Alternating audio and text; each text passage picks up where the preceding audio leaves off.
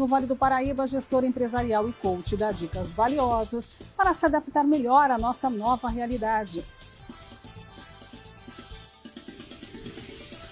Muito bom dia para você, bom dia a todos que nos acompanham aqui no Visita na Record. A gente continua o programa então aqui de São José dos Campos, hoje com a presença da Giovana Mota, que é gestora empresarial e coach formada pela FEBRACIS, Federação Brasileira do Coach Integral Sistêmico. Seja muito bem-vinda. Obrigada, que delícia estar aqui. Você é natural de Guaratinguetá, né, aqui da nossa região. Isso mesmo, de Guaratinguetá. E hoje a gente está aqui para falar um pouco sobre esse momento que a gente está vivendo, né? Essa realidade de hoje em dia está sendo de muitas adaptações, tanto pessoais quanto profissionais. E a gente percebe às vezes que muita gente fica perdida nesse momento e às vezes não é por falta de competência ou de habilidade dela. O que acontece? Primeira coisa que aconteceu com todo mundo, que ninguém, né, ficou imune a isso, foi que a vida mudou muito rápido, né? Embora a gente já estava sabendo que as coisas estavam acontecendo num ritmo diferente, agora não teve jeito, agora realmente a gente precisou se adaptar ao novo estilo de vida. E aí cada um responde de um jeito, né, Sim. Ana? Porque assim, as pessoas que estão mais inseridas no que estava acontecendo, no movimento do mundo, no movimento de mercado, no movimento que ele mesmo às vezes já decidia para a vida, essas pessoas acabaram que entraram num fluxo um pouco mais natural, né? Adaptaram-se um pouco mais fáceis.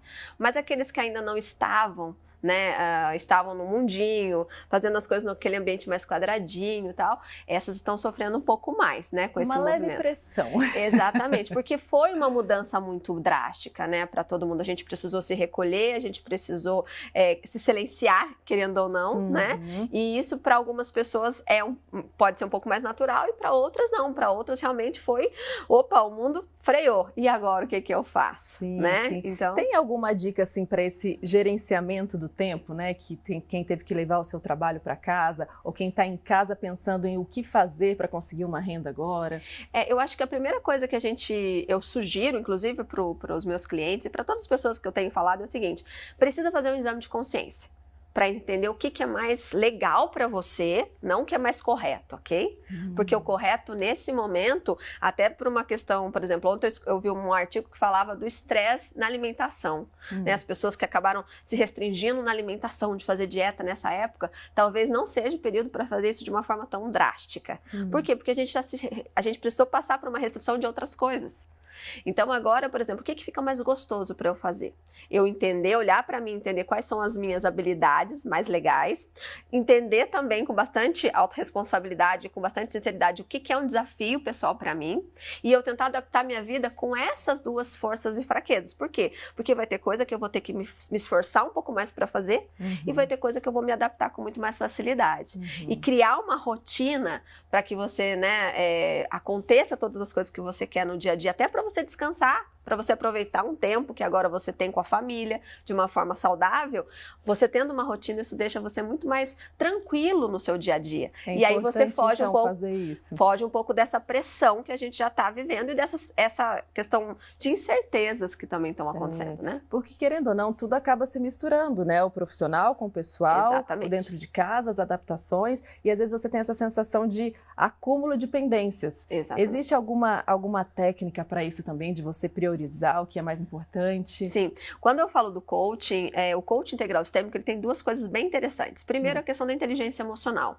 Eu preciso entender o que acontece comigo, buscar essa autoconsciência, esse exame, né, de autoconsciência. A tal da inteligência emocional, exatamente. Né? É olhar para você e entender assim bem o que é meu e o que é do outro. Né? Por exemplo, dentro da minha casa. Então, antigamente, a gente saía e ia trabalhar. Antigamente, né? Antigamente ali. Ali atrás, a gente saía, trabalhava, voltava, deixava um filho na escola, ia atender um cliente, fazia algumas coisas e voltava. Hoje não, hoje está tudo no mesmo ambiente, né? E com as outras pessoas que também saíam, né? Então, agora eu preciso entender assim, peraí, o que é meu e o que é da Ana no mesmo ambiente? O que eu estou sentindo que é meu e o que é da Ana, para isso não se misturar o tempo todo, né? A gente tem até uma rotina dentro da minha casa, assim, peraí que eu preciso do meu tempinho. Aonde que eu cuido do meu tempo? De repente no meu quarto, de repente na sala, de repente até no banheiro. A gente estava né? conversando sobre isso aqui antes, né? Exatamente. Que teve uma empresária que decidiu adaptar uma mesinha Dentro do banheiro, porque era o único lugar da casa. E era o lugar que ela conseguia fazer, produzir, entregar e depois voltar para o ambiente da casa dela para amar as pessoas que ela amava, que ela estava ali pronta para exercer um outro papel dela. Entendi. Entendeu? Então é você conciliar a razão e a emoção, Exatamente. tentar esse equilíbrio, e que não é fácil, né? Não. É um exercício diário. O Daniel Goleman, que é o papa, né, da inteligência emocional, ele fala que a gente precisa exercitar o nosso cérebro para que a gente trabalhe isso que é meu, o que é do outro, como é que eu trabalho esse autocontrole e como é que eu cuido desses relacionamentos. Eu preciso fazer gestão de relacionamento, porque isso é uma coisa que todo mundo precisa fazer, principalmente nesse momento, né? Porque, assim, existem os relacionamentos que se tornaram digitais, sim, mas é importante que eu entenda como é que eu cuido disso, mesmo com meu filho, com meu marido, né? Que estão aqui do meu ladinho. E tem um dado interessante que você também expôs recentemente aí, que eu estava dando uma olhada, que 87% dos profissionais que fracassam tem a relação do fracasso tem com a questão emocional e não com a sua capacidade, com a sua habilidade. Técnica. Exatamente. Exatamente. Olha para você ver que coisa, é um estudo, né, científico, não é a Giovana que está falando, né, bem interessante a gente colocar isso. Imagina assim, até no seu, vamos pensar no nosso contexto, quantas pessoas que a gente conhece, que são muito bem formadas, de repente até com uma formação superior de alto nível, doutorado, PhD, enfim, uma série de formações e que não virou. Entendeu? Você fala, o que acontece com essa pessoa tão capacitada? Exatamente, tecnicamente tão capacitada, mas ela não consegue se relacionar com as pessoas, não tem um casamento legal, não consegue ganhar dinheiro, não consegue fazer fluir a vida. Sistêmica, ela não consegue fazer fluir. E aí o que acontece? Na hora que você vai ver a questão emocional dessa pessoa, ela não é uma pessoa talvez muito otimista, ela não é uma pessoa que é flexível no contexto da vida, ela não é uma pessoa que curte relacionamentos. Né? Ela não é adaptável. Então, assim, o que acontece? Hoje, 87% realmente das pessoas que fracassam, e a gente pode ver até no cenário, tira uma foto, são aquelas pessoas que elas estão olhando para o seu umbigo, entendeu? E às vezes esse olhar para o seu umbigo não é negativo. Elas não conseguem olhar o restante das coisas. Então, elas se sustentam numa fortaleza, mas elas desqualificam as outras coisas que precisam ser colocadas. Por exemplo, nesse momento, Ana, há quanto tempo que você tem ouvido que o digital está acontecendo? Quantos profissionais e quantas empresas e quantos empreendedores que relutavam nisso, né?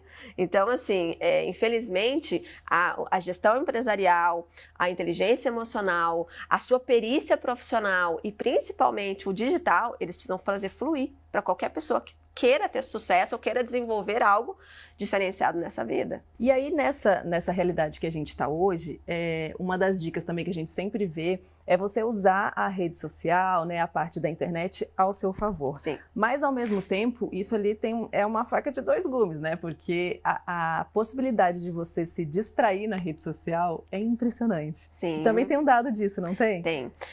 Na verdade, a distração, principalmente em qualquer coisa que a gente vai fazer no nosso dia a dia, eu tô, por exemplo, atuando aqui com você e nós estamos aqui, uma conectada com a outra, a gente está falando, né? A gente tem uma entrega para fazer, a gente tem um objetivo, mas de repente acontece alguma coisa e que desvia a nossa atenção e que nos distrai. Passou um mosquitinho aqui. Qualquer coisa que acontece. Isso acontece no nosso dia inteiro, praticamente. Se eu não tiver consciência disso, se eu não estiver entendendo o porquê que eu estou fazendo, para que eu estou fazendo, quais são os objetivos do dia, por isso que a rotina diária do que você precisa fazer, a sua lista de afazeres é super importante. O que acontece? Você acaba se perdendo, né? Nas suas tarefas mesmo. E olha, existe um dado que é também científico, ele fala que algumas pessoas demoram até 17 minutos para voltar ao foco total de atenção. 17 minutos. Então você imagina, vamos fazer a conta de 15 minutos? 10 minutos que seja. 10 minutos, você se distraiu aí 20 vezes por dia, que é fácil, né? Um filho que chama, um telefone que toca, um WhatsApp que chama, uma rede social que você tá ali, né? Na timeline. Tempo perdido. Exatamente. Né? E aí a sensação que você chega no final do dia, que você tinha algumas coisas importantes para fazer, e aí você não faz. E aí você fica com um outro sentimento que também te prejudica.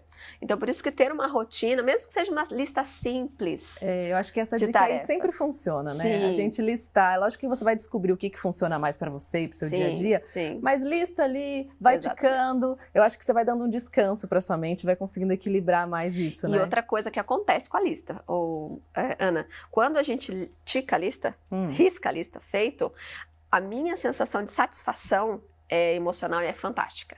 Isso ajuda E consequentemente isso facilita muito, né? principalmente a minha emoção, que ela fala, nossa, olha como eu sou capaz, olha como que eu realizei hoje. Então eu até consigo trazer para mim outras coisas para minha vida que eu gostaria de fazer e que algumas pessoas se sentem culpadas por não ter entregue. Sim, né? Só até para finalizar o nosso papo aqui, que está terminando o nosso tempo, a gente tem esse lado também que sofre um pouco essa pressão da produtividade, né? Temos muita informação, temos aí dicas de como fazer, mas tem hora que dá uma desanimada. Você fala, não, cansei, não quero, como é que eu faço? Que eu recomeço. Exatamente. O que a quarentena, né, pode trazer de presente pra gente, que a gente pode pensar como lado bom e como lidar com essa hora do desânimo? Bem, primeiro essa questão de buscar um conforto, né? Eu acho que essa questão de cuidar da inteligência emocional tem muito a ver com autocuidado. Então, principalmente pra gente que tá em casa, é usar os benefícios da casa. Então, é você realmente dar um abraço gostoso em quem você ama e cuidar disso, porque o amor, ele cuida de muita coisa, ele restaura muita coisa.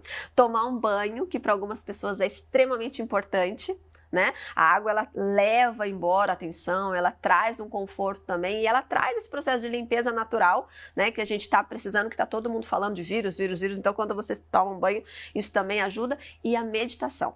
Meditação é um santo remédio. 5 minutos, Ana, todos os dias. É alguma coisa que vai não só mudar muita coisa interna, mas vai mudar rapidamente sua forma de pensar. E que hoje tem várias formas da gente aprender a meditar, né? Porque eu ouço muita gente falar, é difícil, eu não sei e tal. Na rede social mesmo, na internet, você encontra algumas orientações. E outra coisa, eu vou desmistificar isso aqui agora, tá bom? Se você consegue se preocupar, você consegue meditar. É a mesma atividade cerebral. Recebemos aqui no estúdio hoje Giovana Mota. Muito obrigada pela sua presença aqui, viu? Foi uma delícia o nosso papo. Espero que todos vocês tenham gostado também do nosso papo.